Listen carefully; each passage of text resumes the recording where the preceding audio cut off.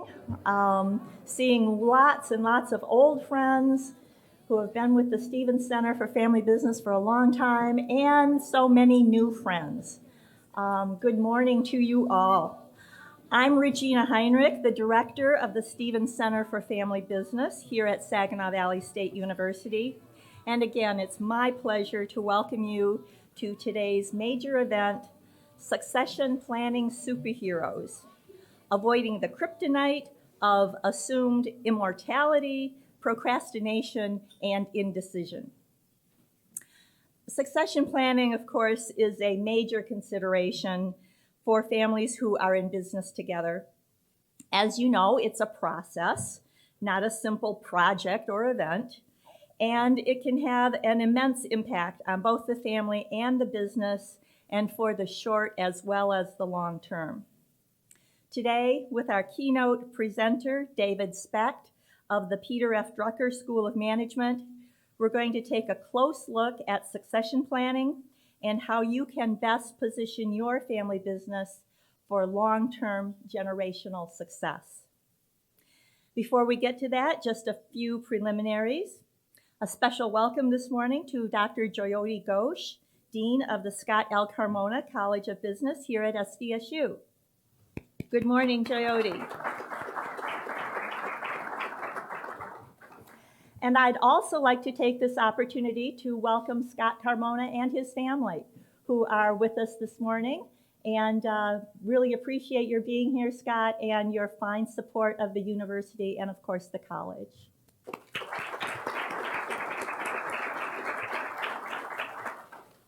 A special welcome also to Dr. Isabella Zamanska, Associate Professor of Management, and students from her Family Business Management class. Welcome. We're very glad that you're here. Yes, please do stand. Yay.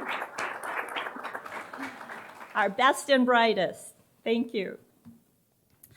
Immediately following today's keynote presentation, members of the Stevens Center for Family Business have the opportunity to take a deeper dive into the subject of succession planning as we break out into peer group sessions for members only. Peer group discussions are a unique benefit of membership, a way in which members can share their experience in a comfortable, confidential setting and learn from each other. To tell you more about this special benefit of membership, I'd like to bring to the stage Casey Stevens, Membership Coordinator for the Stevens Center for Family Business. Please welcome Casey.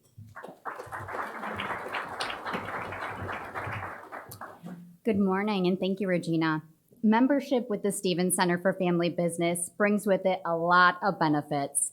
And one big benefit is the Stevens Center network of family business leaders who are passionate about their family business, who have a long-term generational view and want to see their business remain successful as a family business for generations to come.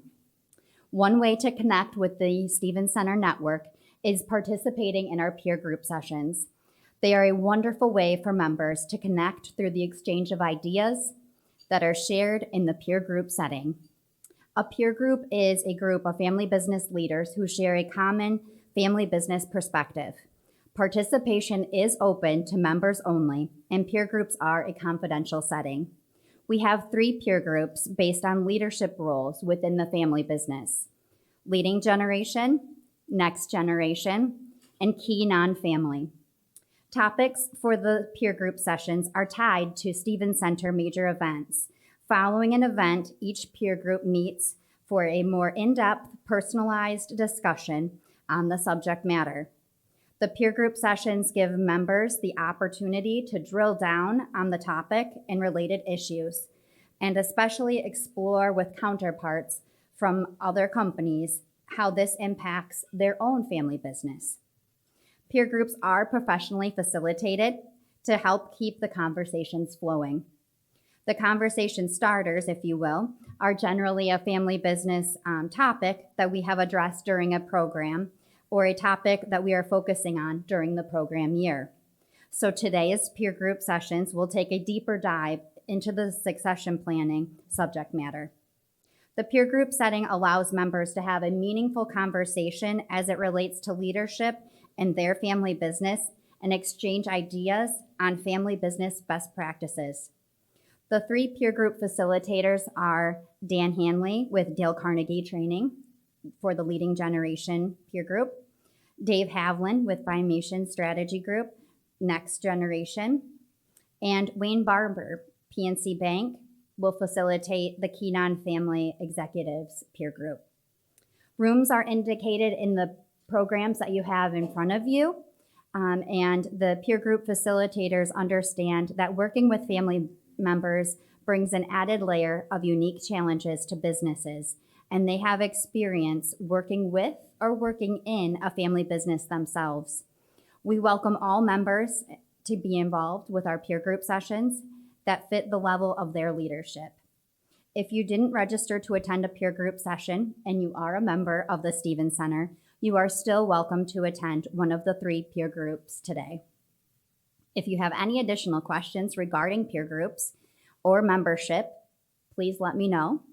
Additionally, I encourage you to invite your family business friends to become part of the Stevens Center for Family Business to help strengthen our network. Thank you.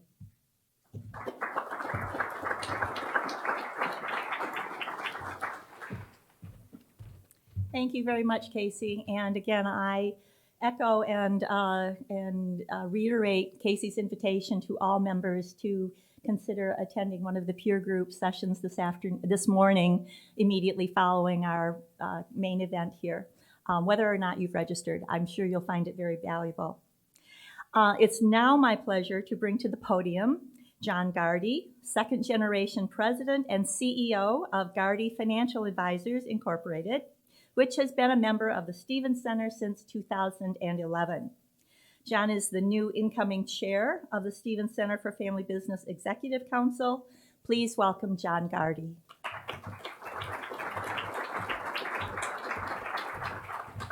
Thank you. Good morning on this fine, nice fall morning. It's my pleasure to participate in this center, and I would like to personally welcome everyone here. The Stevens Center for Family Business has been in existence for 22 years, during which time it has significantly grown and developed. Many individuals and organizations have contributed to that growth, and I'm happy to acknowledge some of them today. First, our loyal and dedicated sponsors, whose financial support is invaluable. As I say the name of your company, would representatives please stand to be recognized? And please, let's hold the applause to the end. First State Bank, AKT Peerless, Brown Kendrick, Fifth Third Bank, Frankenmuth Credit Union, Dan Hanley Associates, Dale Carnegie Training, the Huntington Bank, Independent Bank, the Pendleton Baumgartner Group, Morgan Stanley, Formation Strategy Group, Plant Moran LLC, PNC Bank, Posnack, Dyer, Konar, Shefsky, Thompson PLC, Raymond, Saginaw Bay Underwriters, TriStar Trust Bank, Warner Norcross and Judd, Saginaw Bay Underwriters, Weinlander Fitzhugh, and Yo and Yo. Deep thanks to you all for your commitment to the center and to the success of family business.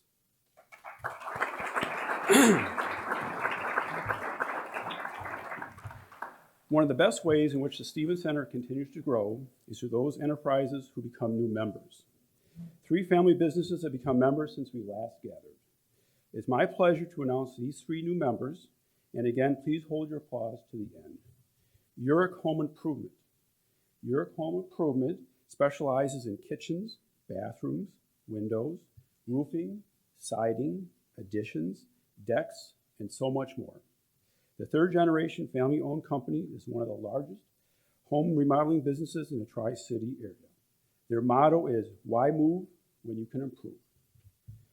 McNally Office Solution. McNally Office Solution provides space solutions and upholstery services in the Mid-Michigan area since 1979. They offer new and used furniture for providing top quality office design that will fit your office space and budget. T.C. McLeod Advertising. T.C. McLeod Advertising offers outdoor advertising solutions on static and digital billboards. A warm and hearty welcome to each of these family members. We look forward to your participation in the center and to getting better acquainted.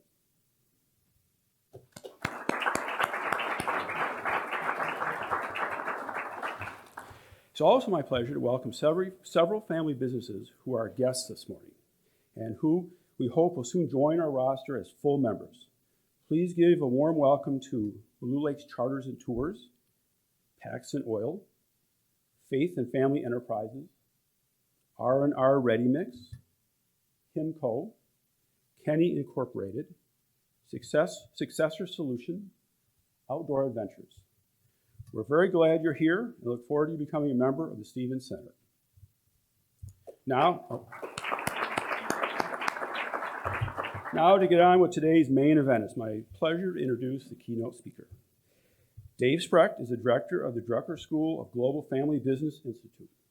His professional mission is to preserve families and perpetuate businesses. Dave is the author of 2 books, The Family Business Whisperer and The Farm Whisperer. He is a thought leader in topics surrounding generational continuity of family-owned businesses and family wealth.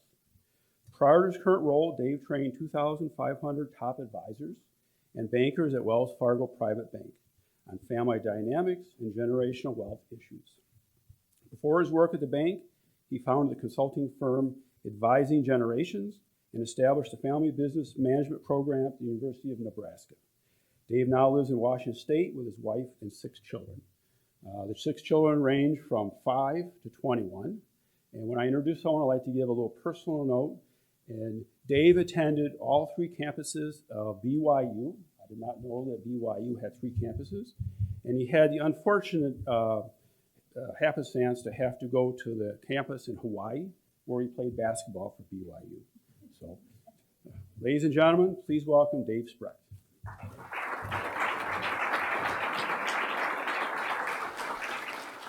Thanks, John. Yeah, if someone's got to live in Hawaii, it might as well be me playing basketball, right? Well, before I introduce myself further, I want to get to know you guys. So if I have first-generation family business, if you're a first-generation family business member, I would like you to stand up. If you represent the first generation of your family business. Okay. Very good. Stay standing. All right, second generation of your family business. Very good. Not everyone's standing yet. All right, third generation. Got some third generation. Do we have any from the 4th generation? Very cool. How about 5th? Any 5th generations in here? All right. Give yourselves a round of applause. Hi, go ahead and have a seat. It takes a lot to get to the 4th generation. It takes a lot of not only hard work and planning, but it takes a lot of sacrifice. It takes direct conversations. And ultimately today, what we're going to talk about is some of the challenges and opportunities of going from one generation to the next. So as was said earlier, I'm Dave Specht. I have 6 kids, 3 boys and 3 girls, which means the girls win. And live in Washington State. Before Washington, I lived in Nebraska, and ultimately the allure of cousins was what drove us back to Washington State. And so family really means everything to me, and it's nice to be able to be in a profession that helps, that encourages the perpetuation of businesses, but also the preservation of families. So a few things for you to consider today as we work through our program. Number 1, why does succession planning require superpowers? Okay, businesses begin with someone with an ambitious pursuit and an idea, and it takes grit, determination, usually a hard head, to get it started and to keep it going. What it takes to get to the 2nd generation are typically some different skills. The 3rd generation, more skills. And ultimately, superpowers in each generation. So we're going to talk about that, and we're going to have some fun with our superpowers. I want you to think about, as we walk through our time together today, what are some of the missing conversations? I'm guessing that some of you came here today because you don't have all of it figured out. How many of you came here today because you don't have everything in your succession plan figured out? Okay. And the rest of you don't want to raise your hand because you're shy, right? No one has it all figured out. When it's a blend of human dynamics and also financial, tax, legal, and it's always changing. So ultimately, I'd like for you to think about what are the missing conversations, because as you can navigate those conversations, the technical things can be worked out, but it's the human dynamics that represent the biggest challenge. The third thing, and this one might feel a little abrupt to some of you, but are you more committed to continuity or control? Sometimes I meet business owners that say that they're interested in continuity, but what their actions are showing is that they are most interested in control. And what I like to say is, when your desire for continuity finally outweighs your desire for control, is when you can actually receive help as a business owner. So I know it's a little abrupt, a little tough to hear, but anyways, those are three things I'd like you to consider. Now, we're going to talk about some really serious things today, and I'm going to wander around. But we're going to start with a little list. My Jeff Foxworthy-ish list of you might be a business-owning family. Let's see if any of these things resonate with you. Number one, if you've ever witnessed grown children struggling with sharing, you may be from a business-owning family. Some of these are going to feel a little personal. I'm just going to say right now, but just laugh. It's the nervous laughter that it helps dissipate it. Number 9, if you've ever written a check to a family member at the end of the year because your CPA told you to do so, you might be from a business-owning family.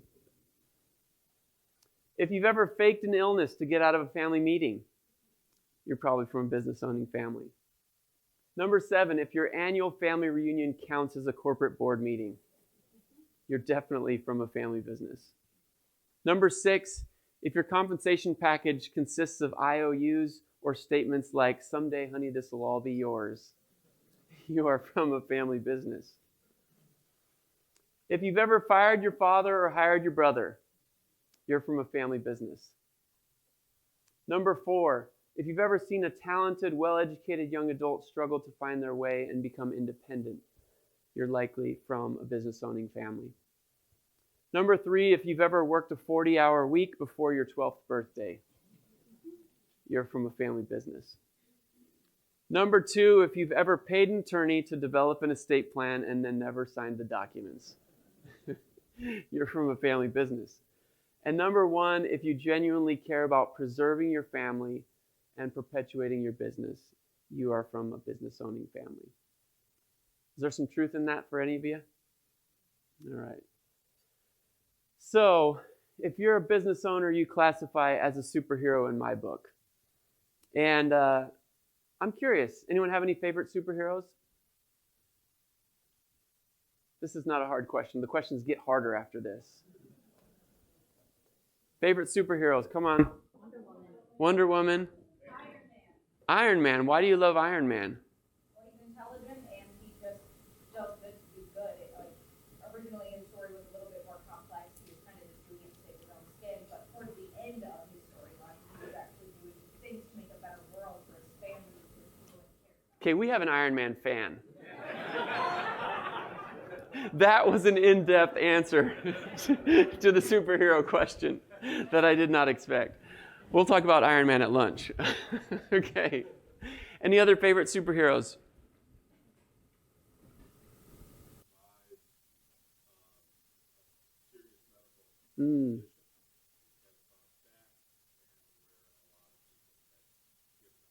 Wow. That's a fantastic one. Thank you so much for sharing that. So with these superheroes that we love, minus your daughter, with some superhero powers also come some superhero-sized problems, okay? So let's talk about some of the superheroes that are well known and what are some of their challenges. Anyone remember? Superman, right? And Kryptonite. Spider-Man and Venom. Anyone else? What was Hulk? Hulk was pretty strong, right? What were his issues? He had anger management issues. Mental health issues. Okay. Anger management. So again, with these superhero powers also typically come with some superhero-sized struggles. So again, if you're a first generation and you had the superhero power of resilience and just getting it started, when people didn't believe in you, when you struggled, there wasn't much cash flow, those powers of just grinding through, the hard-headedness, those superpowers might be towards the end of your leadership, might be your kryptonite as well. Why might that be? Hold on here. Why might a hard head and determination to not let anything stop you end up being your kryptonite? Hold on, let me get you a mic here. What do you think? Well, from personal experience, it's just been they don't want to let go of it. You know, that's their baby. They've created it, and they don't want to let go of it because that's kind of their identity. Kind of? Yeah, is their identity. Yeah, we just need to call it straight. Right. Very good. Yeah, and it's tough. I mean, it was them that created it, and so how could anyone possibly take it over and make it better or even have it stay the same? Yeah. Okay. Let's see. So we're going to talk about some superhero archetypes, and I'm going to magically turn a few of you into superheroes this morning. Did you expect this? Okay, well, we're going to get the unexpected today. Our first superhero is Captain Immortal. Okay? And I'm going to find my Captain Immortal somewhere in the audience here. And I'm going to go right here. Captain Immortal. Right here. It's too late. Can you come join us up there just for a few minutes? Or if you want to fly around the room, that's fine too. Captain Immortal refuses to face mortality. Their identity, as you said, their power, their purpose are tied to the business that they run. They oftentimes struggle to make meaningful commitments to planning because it's other people that die. It's other people that have health issues. Captain Immortal. Everyone, thank you. Captain Immortal.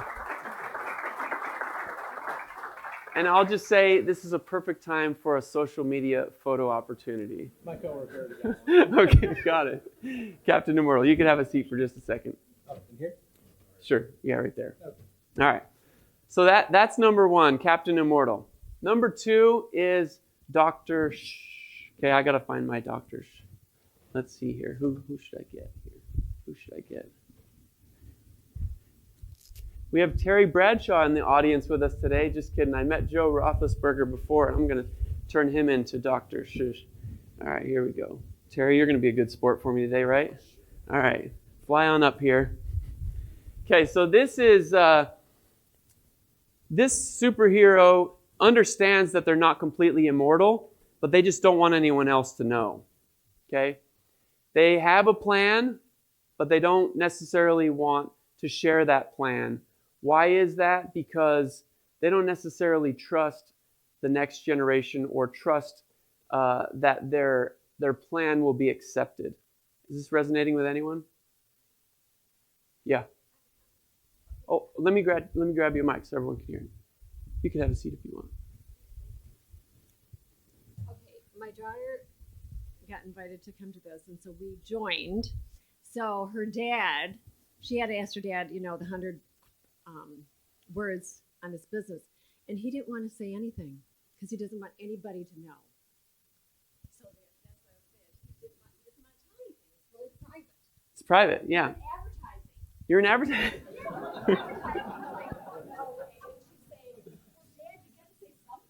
Yeah. Yeah.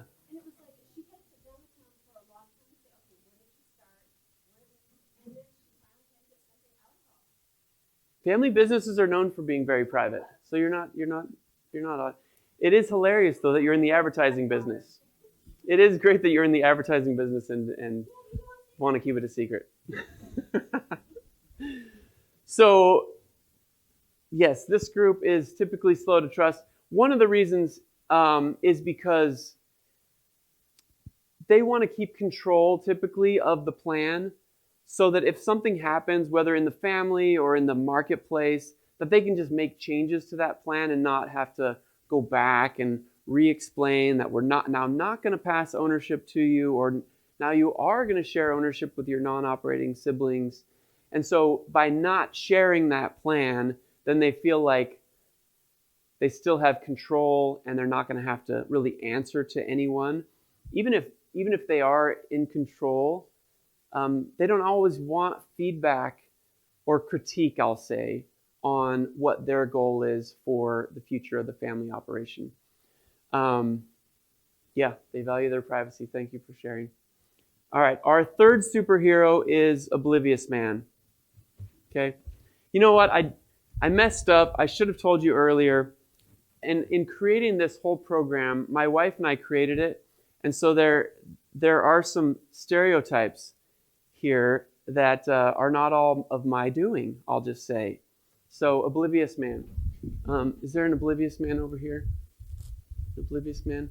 Don't look down. I'll call on you. I'll get you. All right. You didn't look down, but I'm going to get you anyways. You're Oblivious Man today, Alex. Alexander, right? Yes, sir. All right. Let's see here. Okay. Can you go ahead and fly up to the front? Yeah. Okay. There we go. Let's give him a hand. All right. So we have Captain Immortal, we have Dr. And now we have Oblivious Man. Okay, Oblivious Man is so focused on operating, so focused on the now. They do not even see the planning opportunities flying by them. They also don't understand or see the risk of not slowing down to strategically put something in place. You can go ahead and have a seat. They have great intentions, but the priority is today. Putting out fires in the business today. Getting their head up and looking out 5 years, looking out 10 years, seems irrelevant because guess what? Today is the day that we need to survive and sell something else or take care of the issues within the business. And so Oblivious Man is just passing by these opportunities because they're running so fast. And again, no bad intentions, just oftentimes cannot slow down enough to put plans in place. Does anyone have any oblivious men in your life? Wow, no oblivious? They're oblivious. Okay, all right. No spouses in the room that have oblivious men in your life? All right, my wife would be raising her hand right now. All right, and my final superhero is Miss Reality. So let's see if I can find Miss Reality here. Let's see here. Don't look away, Ronnie. Don't look away. Okay, Ronnie's my new friend too. She's going to be a good sport for me. And you are Miss Reality. Congratulations. You want to come take your spot up front here?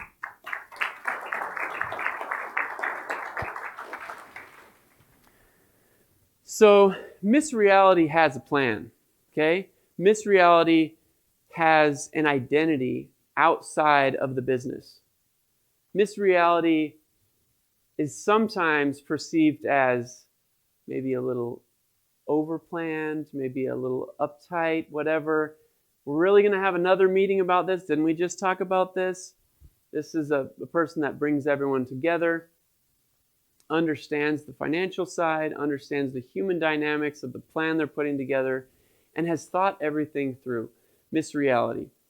How many of you have a Miss Reality in your life or are a Miss Reality? Okay, good. Congratulations.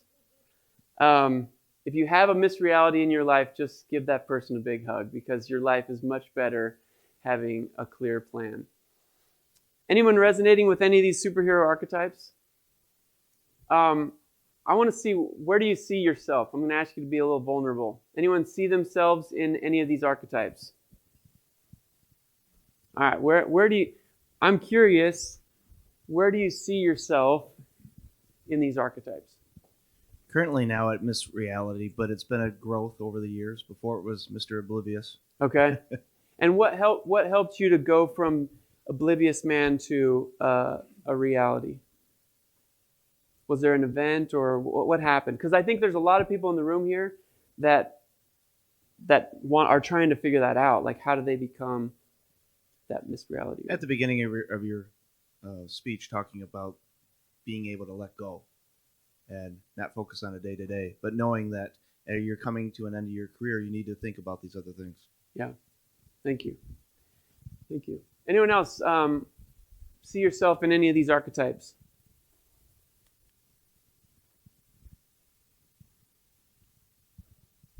Okay. Hold on one second. Who do you resonate with? Don't say Iron Man, because I'll have to send you to the back table. I'm definitely Miss Reality. Miss Reality. People don't ask me if their shoes look nice with their outfit. Does my butt look big in this? Don't ask me. Truth serum.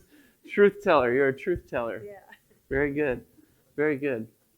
All right. Well, I didn't know Michigan was just full of Miss Realities and Mr. Reality. That's fantastic. In Washington State, there's definitely not as many. Okay. So let's talk about how do we help these different superhero archetypes. Again, we already talked about with some of these unique abilities comes unique challenges. We need to understand the tendencies. As you're thinking about the business, whether you are the business owner or you're working with a parent that is the business owner, I want you to think about the tendencies that they have connected with some of these superhero archetypes. And then let's figure out, how do we help navigate? Because none of these superheroes are evil, right? They just have different powers and they have some different challenges, okay? So how can we help them save them from themselves? Is there any hope? I'm curious, what do we do with Captain Immortals? Let's help Captain Immortal here. What can we do for the Captain Immortals in our life? What works? Anyone have any ideas? Build trust? Celebrate birthdays. Interesting. Okay. What else?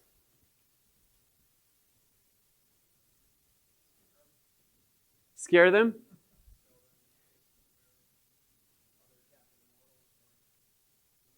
Okay. So Jason wants to grab them by the shoulders and shake them. Say, you are going to die someday. It's a good idea. I'm not sure that one works as well with Captain Immortal, because that's other people have those problems. You know, other people get sick. Other people pass away. One of the thoughts that I had with Captain Immortal is, how do you take it from their own immortality to shifting that focus to the immortality of the business legacy that they create? To me, that's what I'm going to try to do with the Captain Immortal. I'm going to take it from celebrating what they've accomplished individually and as a business and saying, how does this business live on forever? What do you want to personally be known for, being reflected through your business in 20 years? What do you want people to say about you and the business that you created in 20 years? So with this group, I'm trying to take it maybe off of them and focus on the immortality and the future of that operation. And that might be enough for you to get them started in the planning. Any other ideas for Captain Immortal? Yeah, not a lot of ideas. Go ahead. Hi, Lucy. What would you stop doing if you didn't have to do it every day? It's a good question. What would you stop doing if you didn't have to do it every day? I think that is the key is in all of this is trying to figure out what is the question I should ask. Because telling a business owner that they should do something or shouldn't do something, how well does that work? Yeah, this room is full of A-type personalities. How many A-type personalities like to be told what to do? You own a business because you don't like to be told what to do. Let's be honest. Not a good employee. So, we need to work on our questions because dictating to a Captain Immortal doesn't work. All right. Let's go with rescuing Dr. Okay, again, reminder. This person doesn't think they're immortal, but is slow to reveal their plan, slow to communicate about their plan. What ideas do we have for that group or for that archetype? What would you say?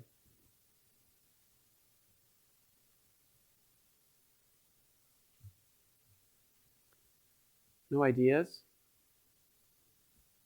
is why we're here, isn't it?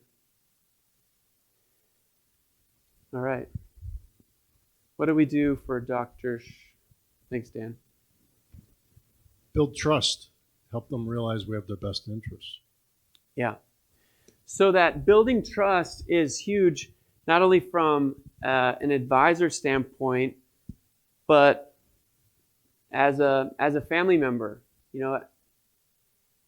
One of the things I like to do with this group is if as their advisor, I find out their long-term vision is, I want my kids to own this together. I want them to operate it. I want them to be successful. I want them to have good relationships. But I haven't told them I want them in shared ownership, and I'm not sure if it's going to work. So this is why I haven't shared. Okay? So as an advisor to that individual, I might say, well, that's your grand vision. Like, how do we test into that so that we can see if the likelihood of it working? So I like to take a big vision and try to have like a little micro experience with it. So it could be a question I might ask is, you want your kids to own this together and make decisions together. What are they making decisions on together today? Like, what small thing could we create as an opportunity to see how well do they communicate? How well can they come to consensus? How well is this going to work? And ultimately what happens is when we create those little scenarios and they go well, this doctor will start to open up a little bit more because their confidence grows that their plan in their head is actually going to be able to be carried out in reality. Okay? All right, let's go to the next one. Liberating oblivious man. Any ideas what we might do for this archetype that just is so buried in their business, the day-to-day? What do we do to help them to figure out that there needs to be a plan in place or for them to slow down? Any ideas for oblivious man? Okay. They might not hear you. I'll just run it to you anyways. Thanks. So the first thing I do with them is get them out of their normal surroundings, because otherwise they stay in that same rut. They, keeping themselves oblivious to anything but their business. Yeah. And then just try to get them talking. So what is it that, to Lucy's point, what would you do if you didn't have to do this every day? What are you thinking about for the future? And acknowledge to them that, because they're from a perspective that is, I don't have time for that. Okay? Yeah. So you got to get them thinking about that. Yep. I love the idea of getting them outside of their element, especially if you're having meetings about, if you're trying to have meetings about succession and you're doing it in the office where they also are armed with their cell phone, they're constantly being interrupted. The likelihood of making progress there is not real good. Any other thoughts for oblivious man? Yeah, what would you share? Thanks, Kim. When I hear the word oblivious, it's somebody that's not aware. So maybe making them aware and showing them businesses that successfully transfer their business and those that don't, and what happens in some of the sad stories when things are not planned out. Yeah, thank you. I think that's a good one. Letting them understand and having them see maybe what some of the things that are missing. This is particularly relevant when their peers are having an experience, whether it was a peer had a health issue and they maybe weren't as prepared, or they were, but it's just something that is jarring enough that we can then talk about some of the things that are tough. Yeah. Yeah, along the same lines, experiencing kind of the rewards and the fruits of the labor with other people, and then seeing what the ultimate goal really is, which when you're in the moment, you just don't see it. Yeah. Thank you. Thanks, Mike. All right. Missed reality, again, just hug these people. They're a blessing. Help me thank our superheroes. Thank you. You can go take your seat.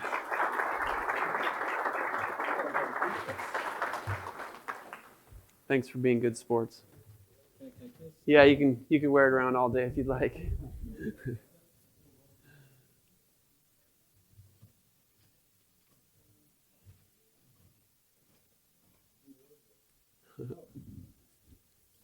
All right, we're going to transition now. Again, thanks, superheroes. Appreciate you.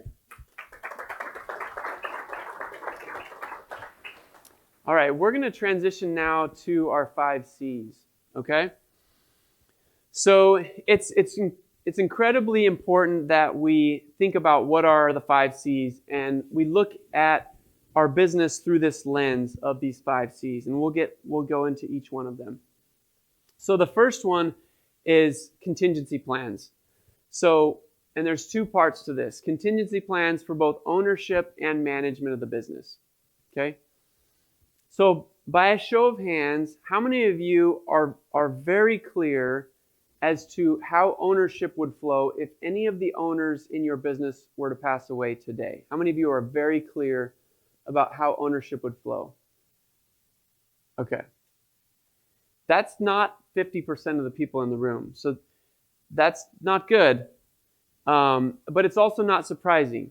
We don't always review it. If there's rising gen in the room, they may not know how ownership is going to flow. What is the challenge of them not knowing how ownership will flow? The rising generation. Surprises. How many of you like surprises? Hold on one second. What is the impact of them not knowing? I think the biggest challenge really, you can just have fighting. You know, if there's multiple siblings, some involved in business, some not, you can have total disappointments, disagreement. It can really make the family disintegrate. Yeah. So the biggest challenge to the relationships is unmet expectations. Okay? So if you have expectations for how ownership is going to flow and you don't share those, the likelihood of the expectations of your rising generation and the people in the business that their expectations are the same as yours are very unlikely. So it needs to be shared. It needs to be communicated. I like to say surprises are only good on birthdays and anniversaries. Like surprises with ownership and how it flows, it's a really bad recipe, especially for family relationships. Okay. So again, there's 2 parts. Contingency plans for ownership, contingency plans for management. I'm going to use some Peter Drucker quotes today, out of context, but don't tell anyone at the Drucker School. Whenever you see a successful business, someone once made a courageous decision. That's who you are, courageous. Okay, some things to consider regarding ownership contingency plans. Number 1, if any of the owners were to pass away, how would assets flow? I want you to be really clear on that. And not only you, I want you to ask. I want you to ask your spouse, if I were gone tomorrow, do you know how assets would flow? I want you to ask your non-family executives, if any of the owners were to pass away, do you know how ownership would flow? Okay? There's a lot of risk in the people that need to know when they don't know. It's business risk, but it's also relationship risk. Okay, second one, what liquidity needs would the business have if one of the owners were to pass away or to want to buy out? I interviewed Dennis Jaffe last week as a part of our Authors at Drucker series, and he interviewed and studied 100-year family businesses, so they were typically third generation and older.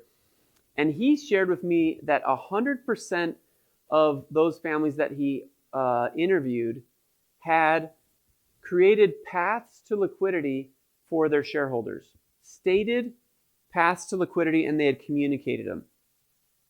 Is that surprising to anyone? It was surprising to me because I work with business owners all the time that have not done that. A path to liquidity for all shareholders. Okay? What happens when a path to liquidity is created?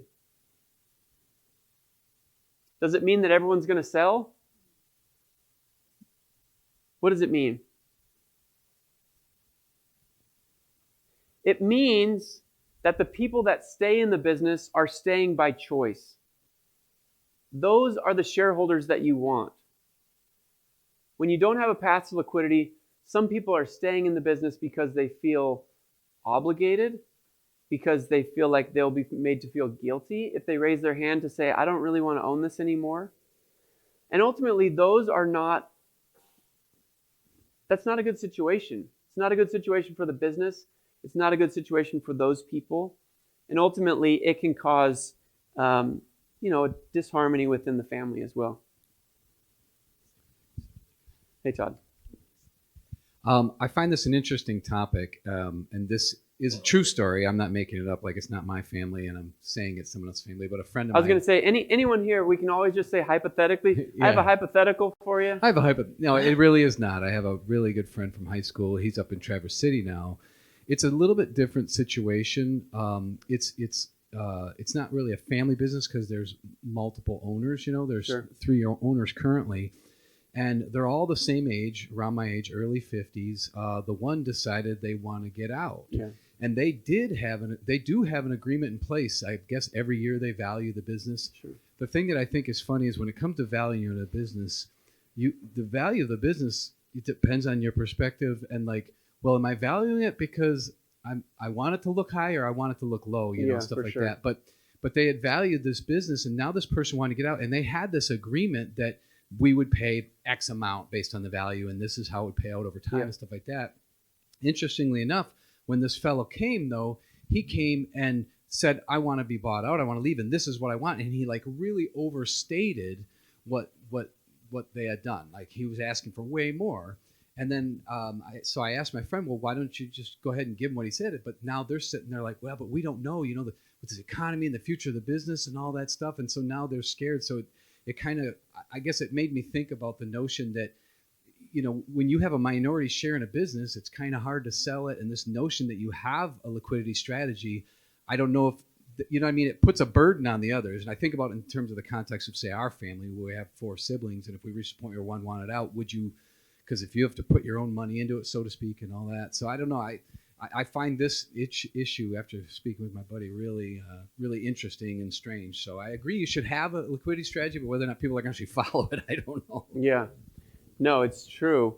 And it needs to be revisited regularly because the values of the business change, the economy changes, and ultimately, the ability to pay, the ability to buy someone out changes also.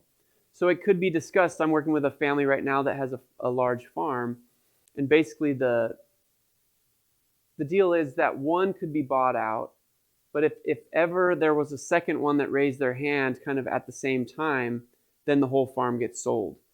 And there is that understanding that there is a path to liquidity, but this is kind of what it is. If one raises their hand, it's an 80. They're gonna value it at the market value. They're gonna pay 80% of the market value, and it's gonna be over 15 years. And if at some point in that time when they're buying out the first one, that a second one raises their hand, then they've decided that will be a trigger basically to sell it because they don't want to, as a group, take on that much leverage. So again, you can put these agreements in place, but you have to revisit them as your business changes and as the size and complexity changes. A real life story, two brothers and a sister in a business, they developed a liquidity plan. Yeah. The older brother designed the liquidity plan. The younger brother agreed to it. And shortly after signing the document, the younger brother said, I want out. Unfortunately, it was designed to benefit the older brother.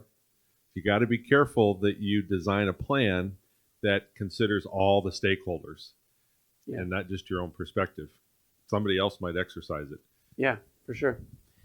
And with that said, I would design your liquidity plan with the vision of continuing the business.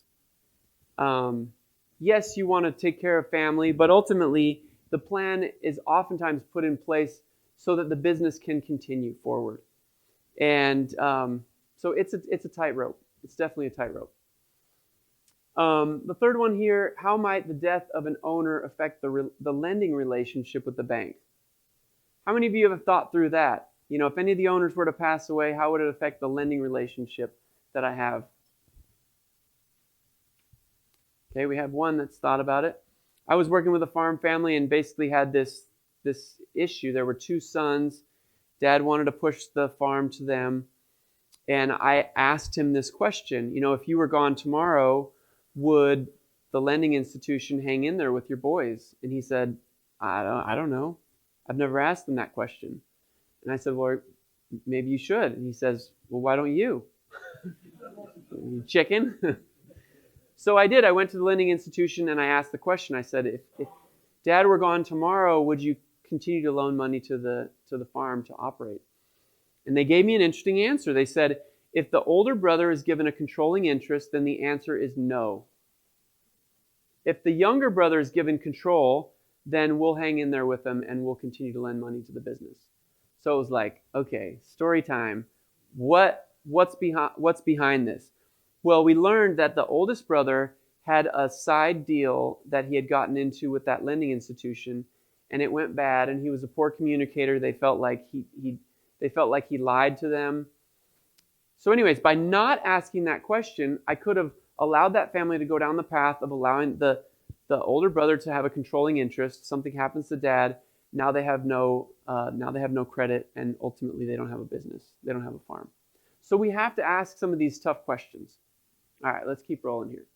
So the second part of this one is management succession. Only 3 things happen naturally in organizations: friction, confusion, and underperformance. Those come naturally, don't they? Everything else requires leadership. It requires your leadership. So from a management contingency standpoint, how big is the knowing and doing gap between the current leaders and those that would be asked to step into their role? Each of you should look at the choices that you make as a business owner that are your choices alone. Do you have relationships with vendors that are your relationship alone? Do you have a relationship with the lender that is your relationship alone? Are there choices that you make with sales or operations or marketing that you make by yourself? If you said yes to any of these things, it represents risk in your business that you're not necessarily being compensated to take. So what I like to do is figure out, this is basically putting a management contingency plan in place. Look at all the decisions that are made by only 1 or 2 people, and then walk through the what if scenario. If they were gone, who would have to make decisions, and how would the business struggle? Ultimately, you can systematically strip risk out of your business by going through that process and make it much more likely that the business can continue. All right, next one. What decisions are made? Oh, we got there already. What relationships does the business have because of one person's relationship with a client? So again, as you look at not only your vendor relationships, your client relationships, but how much single person risk do you have in your family business? I would say family businesses, particularly the smaller family businesses, there's a lot of risk in this area. And I just want you to have your eyes wide open to what risks are in your business, and then decide, how do you want to mitigate some of that risk, and what risk are you willing to live with? Any comments on any of that? Okay. Let's move on to the second C, cash flow. Entrepreneurs believe that profit is what matters most in the enterprise, but profit is secondary. Cash flow matters most, okay? And there's a few different things about cash flow that are really important. Number one is the cash flow of the retiring generation. What are we good at in family business? We're good at reinvesting in the business. What are we typically not good at? Peeling away money from the business, creating an investment portfolio that we really don't understand and we really don't appreciate. We like to invest in ourselves because we like to control that. We know how to grow that money more than putting it into an investment portfolio.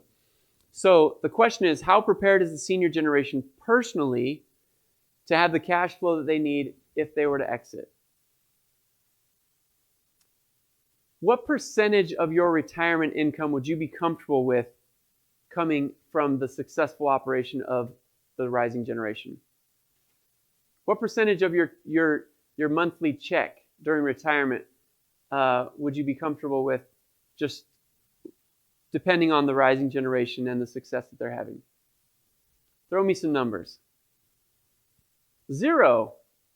Okay, you want to have it all. You want to have it all taken care of. That's ideal. Good. So we need to think about that, and it takes years to peel away what you'll need to be able to retire and not depend on the business or basically saddle it with big obligations. How many of you feel clear about what your personal expenses are? Okay, business owners typically run a lot of expenses through the business. So any travel, there's a lot of things that we run through the business that we don't even think about it. So oftentimes I'm asking a business owner, what do you typically live on? Like when you retire, what do you want per month so that you're comfortable to be able to do the things that you normally do? And that exercise can sometimes be somewhat challenging. But it's something that you need to know, especially if continuity is your number one priority. You need to figure out what your cash flow needs are and where those are coming from. Number 2, are business cash flows sufficient to invite the rising generation back? Okay, so you've taken care of the cash flow for the senior generation. Now, do the business cash flows look good to invite a rising generation back? Is there enough? Classic case, I was working with a family in Nebraska, ranching family. This kid comes into my class and he's got a big smile on his face on a Thursday, and so I'm like, what's up? And he says, well, Dad invited me to come back and work on the ranch. Great. What's your job going to be? It's like, I'm going to work with my dad on the ranch. That's his job description. What's your compensation going to be? Dad said, come on back and we'll figure it out.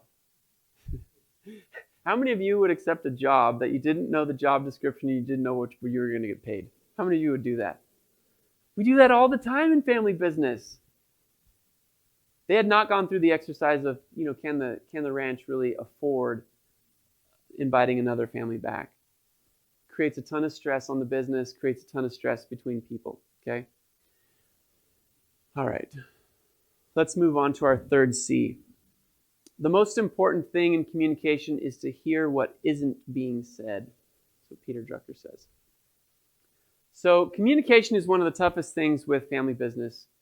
So what are the patterns that our families have regarding communication about the business, money, and family goals?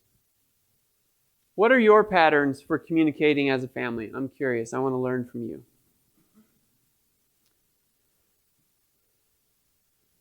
What are the patterns? How many of you have family meetings?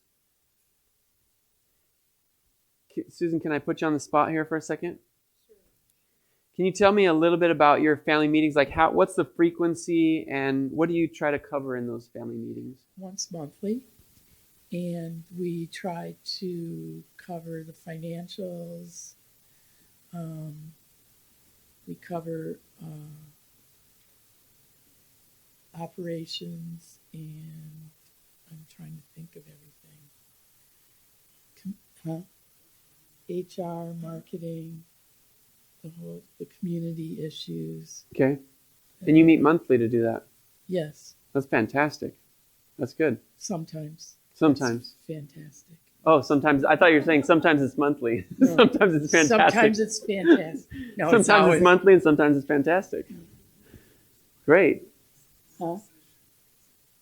Oh, there's a line item that says succession planning. It's always on the agenda. It's the last agenda item, and usually time runs out. Yeah, we run out of time for that one. Very good.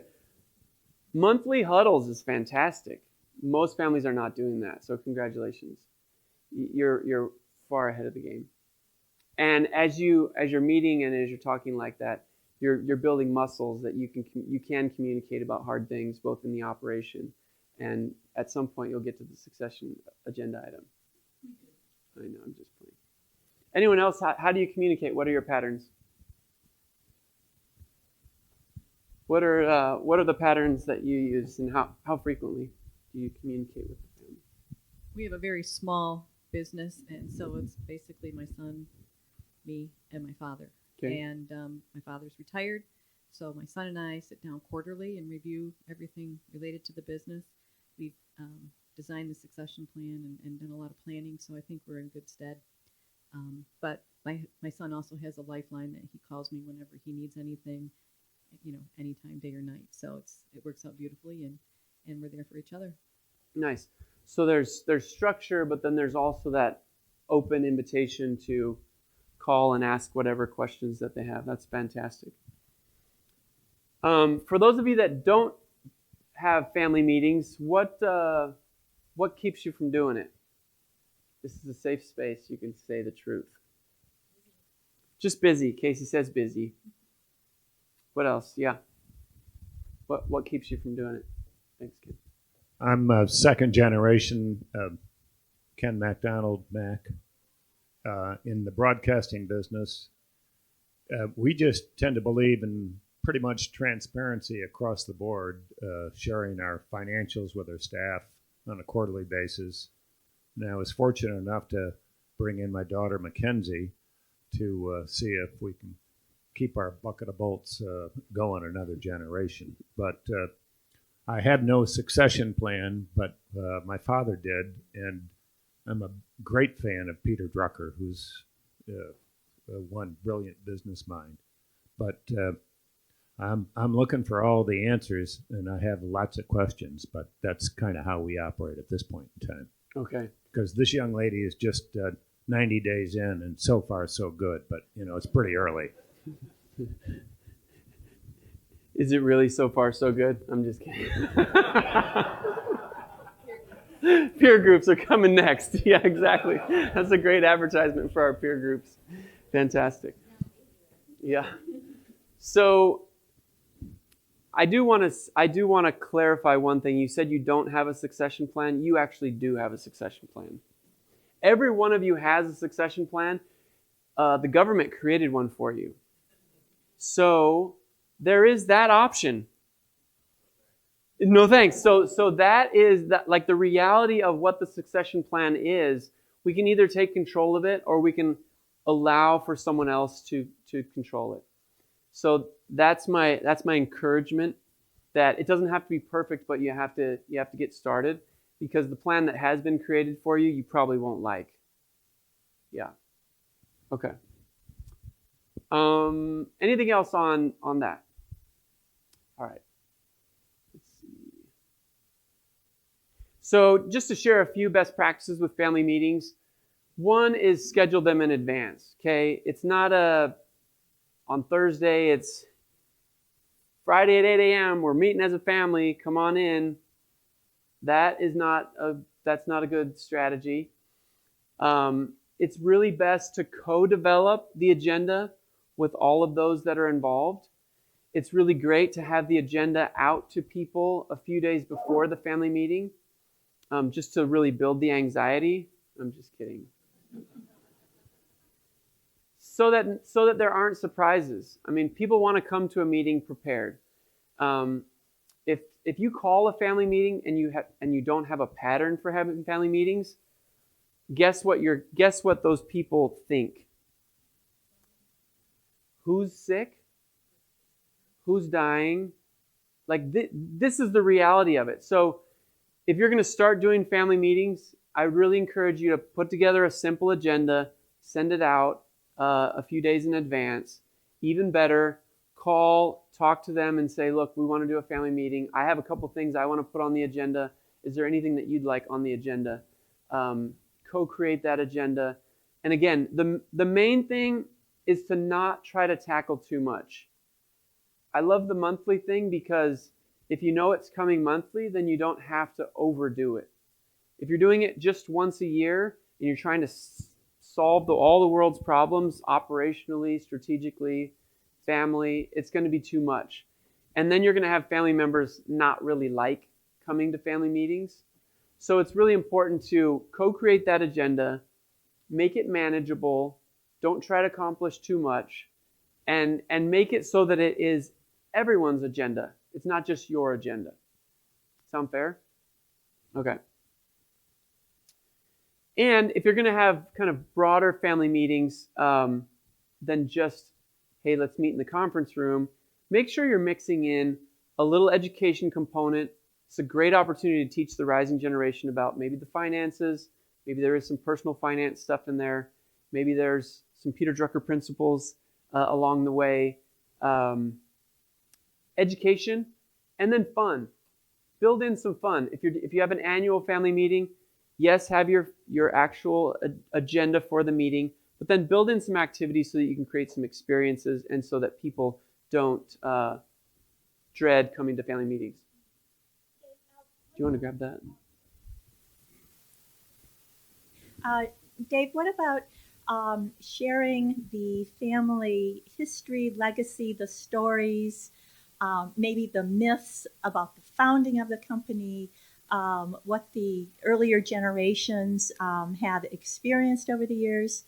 What about bringing that into the family meeting situations also? I love that. Sharing family history is really important, and there's something even more powerful than the senior generation sharing the family history. Assign the family history project to the rising generation. And I actually like to bifurcate this a little bit. So there's a family history component and there's a business history component. There was one family I did this with, and they had twins, 17-year-old boys, and they wanted to kind of interrupt the communication patterns that they had, and they wanted to start having formal family meetings. And so as a part of that family meeting, I assigned one of them to do the family history. So I encouraged them to do a 4-generation chart and to figure out, some patterns. So what were the employment patterns? Were there any health patterns in the family? Did they move? So those types of things on the family side. Where is their lineage? Where are they from? And then the other twin brother, I gave the corporate history to. So what happened? Both of them had to end up going to their grandparents to say, hey, I need this information. Hey, I'm trying to learn about how the business actually got started. And then when they came to the family meeting, they told the story of the family and 4 generations. And guess what? Those boys lit up with pride to be able to talk about their ancestors. And they also then had a different relationship with the business because the one that told the corporate story, he learned things that he didn't know about before. He learned that the business almost failed 3 times. Now, this is a company with 2,000 employees, and that kid lives in a 10,000 square foot house and really didn't ever see personally the struggle in his dad's generation with leadership. So him going through that experience of creating the corporate history, coming and telling the story, really helped to fill in the gaps and to kind of fill him with gratitude. So I think it's a fantastic opportunity. Okay. Conflict. This is another one of our C's. If you want something new, you have to stop doing something old. So again, this is kind of interrupting some of those communication patterns. Conflict is something that you should plan on. How's that feel? Avoid? Most of us are conflict avoiders. But when we're working with family and business, we need to just realize that there will be conflict, and it doesn't mean that it's bad. It just means that we see things different. So conflict management is the most important thing, and actually deciding before, how will we manage when we have different opinions? You know, the case of putting things in place like a buy-sell agreement, how the business will be valued if someone wants to get out. What is the path towards, towards paying someone as they want to leave? Like putting some of those structures in place can actually avoid some of that, but also manage it. Decide how you're going to agree to disagree before you're in an active disagreement, okay?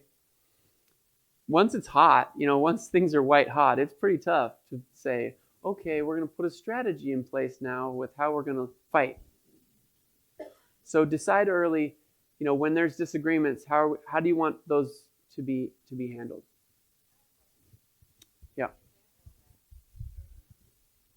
An example of that, where's that mic? Yeah, so one of the strategies might be we don't solve disagreements in the moment. Okay, so there's a sandbox. And that's what we've decided. So I can bring something to you, but anyone at any time can say sandbox, which means we're not going to do this now. We're going to step back, and it might be 24 hours, and then we'll talk about it. So that might be like one strategy for everyone to know about when things get hot, that there's something that anyone can say just not right now. I'm not going to do this right now. One example. Yeah. Okay. You put a timeline on that? Like how long do you put it in the sandbox for? Yeah, for sure. So, typically it's 24 hours. So it's similar to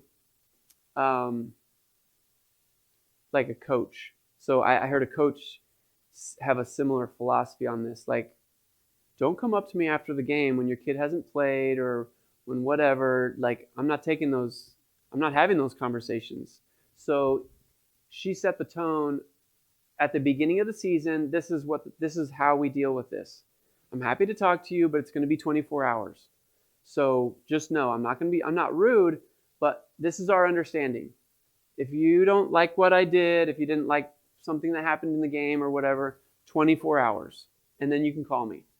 So by her doing that, by her setting that expectation, it basically put all the parents on notice, like, don't wait at the locker room for me because I'm not having it. And so in families, you can do the same thing. Okay. All right.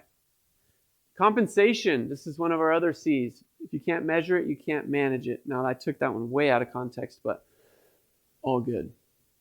Why is compensation such a challenge with family business? Or is it? It's personal. It's people. Yeah. So the challenge is with compensation is that when you grew up in the same house, Mom figured out just how to cut the peanut butter sandwich so that it would be equal, right? And then we take that life experience and then we put it into the business. So now you have 3 kids working in the business. One's the CEO, one's vice president of operations, and the other one cleans the bathroom. And you want to pay them all the same. How does that work? Not so well. Not so well. But there are a number of family businesses that do. If you work in the family business and you're a family member, then this is how you'll be paid. Okay? Compensation with family businesses, again, through the generations, needs to evolve.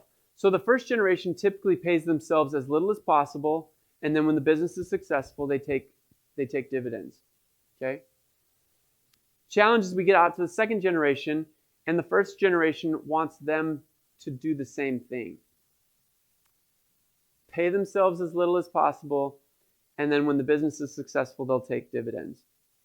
Get out to the third generation, and if we still have that scenario, it just doesn't work. So as the business evolves and as it progresses, we need to progress in our compensation packages too. I believe the healthiest thing is to pay based on the role, whether they're a family member or not. The biggest challenge in family business is we get mixed up with getting paid for a job, so management or being an employee, and getting paid as an owner, or frankly just gifting.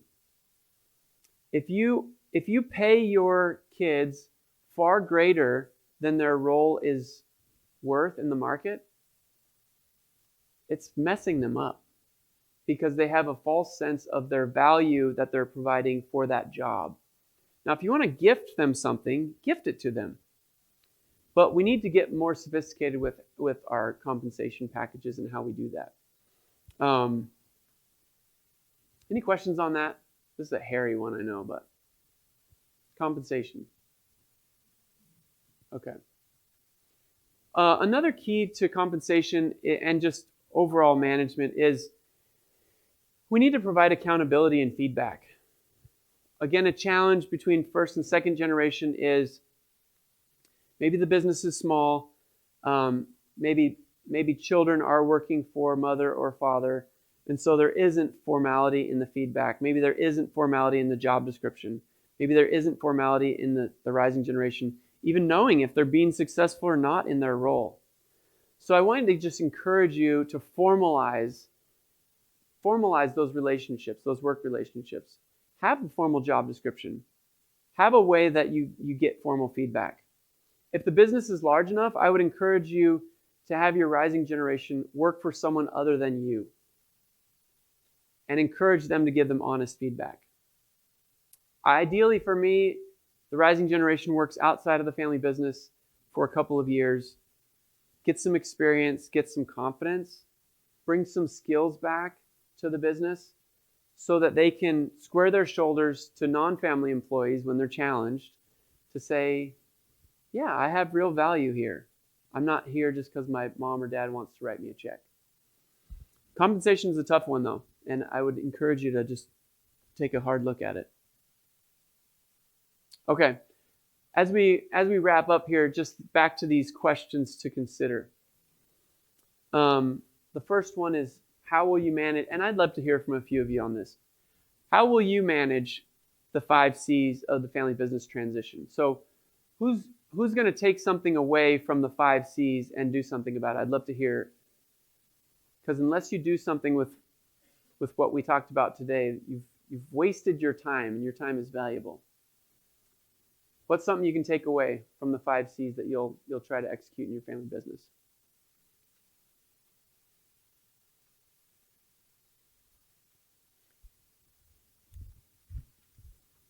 Thank you, Joe. What are you going to do, Joe? I think the process that you've gone through today has been helpful in that it's created a framework to kind of rethink it. I think we all have plans in place, but to perhaps add a succession planner to the team of accountants and lawyers that we use is something to consider. And then just continuing to work on your superhero role. So that's some of the things I'll reflect on as I leave. Cool. Thank you, Joe. Anyone else? What are you going to take away from the 5 C's? Okay, good. I have a...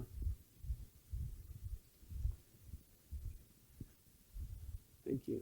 Communication for me, because being in a roofing business, it's more of a male-oriented. So being the only current female in the business, the communication end for me is hard because I tend to be the girl in the office. So scheduling those monthly meetings, trying to get the family all on the same page, that's probably the biggest thing I took away from this. Very good. Thanks. What else? Anyone else? All right.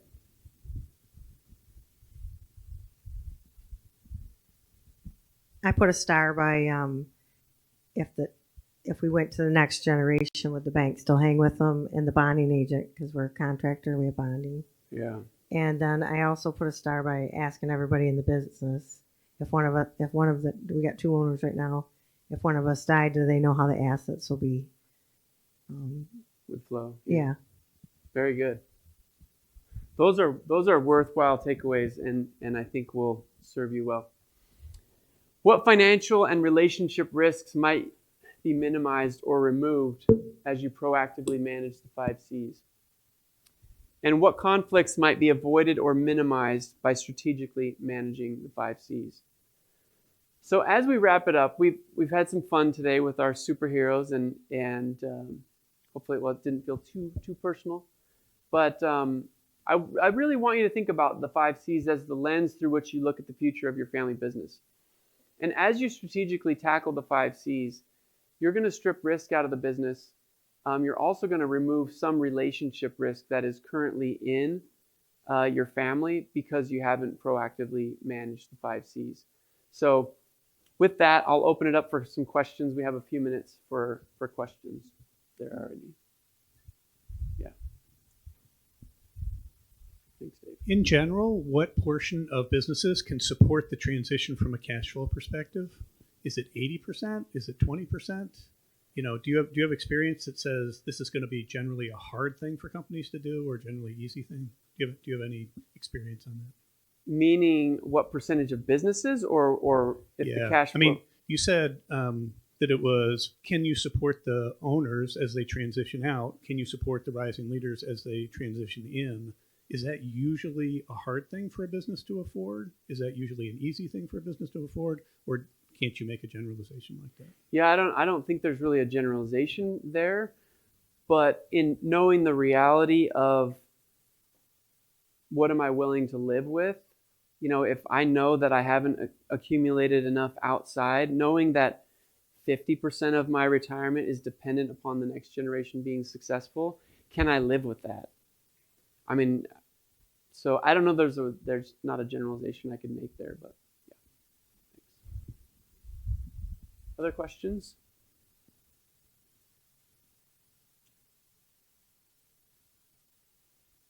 Got it all figured out then? Fantastic. Thank you guys. It's been a great morning.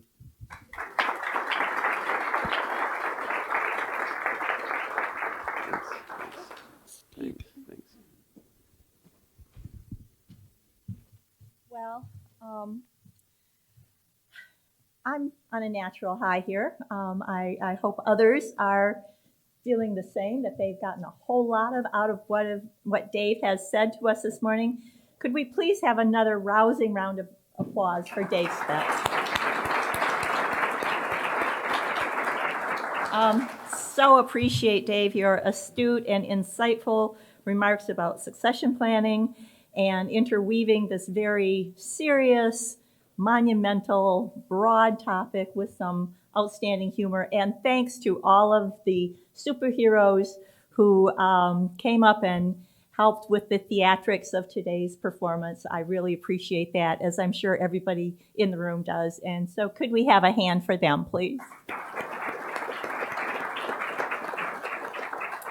So I hope all of you who are in the room today were inspired to reignite your own superpowers for the mutual benefit of yourself, your family, and your business.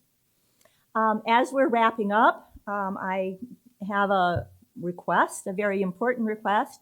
You'll see in your packets a feedback form. Please, while I'm talking, fill it out. I know you can all at least double task. I'm sure you're typically multitasking every day. So as I'm wrapping up with the remarks this morning, please do take that out. Fill out this information. It's extremely valuable to us as we're planning our future events. And please do let us know what topics you are interested in for the future. We absolutely want to make sure that we're addressing those subjects that are a priority to you. A quick reminder about the peer group sessions immediately following this morning's major event. We do have a bit of a break. The peer group sessions are due to begin at 9:45. If we find that everyone is in the room who we're planning to have attend, The facilitators may decide to start a little early. We wanted to leave enough of a cushion there so that people could take a little break, find their way to their rooms. But by all means, the facilitators have it at their prerogative to launch into the discussion, so we're not sitting idle for any length of time. The locations of each of the peer groups are indicated in your printed programs. Just a little bit of directions for the leading generation, which is facilitated by our longtime great good friend Dan Handley. That room is the executive conference room. It's almost immediately across the hall. Our other great good friend, Dave Haviland, is facilitating the next generation peer group, and that is happening in the Vidito room, which is C203. There are signs posted to direct you there. Basically, you go out this door and you head east. And before you come to the end of the hall, you will see a big sign that says Vidito room C203. That is the room. Okay. And then finally, deep thanks to Wayne Barber from PNC, who is facilitating the Keenan Family event, or Keenan Family Peer Group today. That session is going to take place, again, here on the same floor, just one step down from the Vidito room in the conference room C204. So again, even if you did not register for a peer group session, please do join in on these discussions based on the information imparted here today. I'm sure many of you are cogitating about how this impacts you, how it may have impacted others, what your thoughts are. This is an outstanding opportunity. We've learned from the expert during this past several hour and a half this morning. Now is the opportunity to learn from each other, and we hope you'll take advantage of that. Finally, before you leave this morning, I do want to point out that our sponsors, who are trusted advisors to family businesses, have a wealth of resources to assist you as family businesses. Many of them have brought some materials, educational in nature, and would like to point out that at the resource table on your way out, there is some very good information that you may want to pick up and take with you. Our thanks to the sponsors who did bring in their materials. I'm sure that will add to the educational component of today's session. So one final thing before we close, and this could not be more important, a hearty thank you to everyone who contributed to the planning and preparation for today's event. First and foremost, this includes our small but mighty Stevens Center for Family Business team, membership coordinator Casey Stevens, our student assistant Ethan Gilder. I don't know if Ethan's in the room, but he is instrumental in this. And also to a new person who has been added to our team, Andrea Henning, who is event coordinator. And if I could have a please have a rousing round of applause for them, without whom this cannot happen.